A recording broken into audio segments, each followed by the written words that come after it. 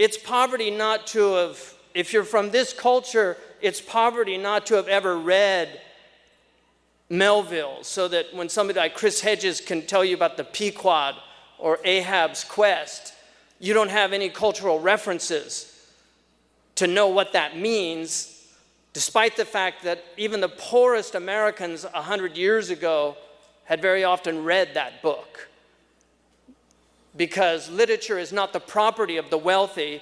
Historically, literature has actually been the property of the most impoverished people. Some of the greatest writers were impoverished people.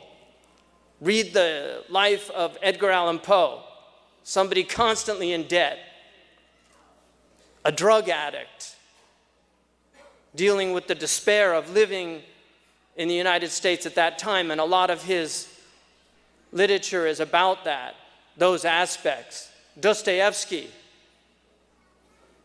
Read about their lives, and yet they produced this great body of literature because they were not culturally impoverished. They may have been materially impoverished, but they were not culturally impoverished.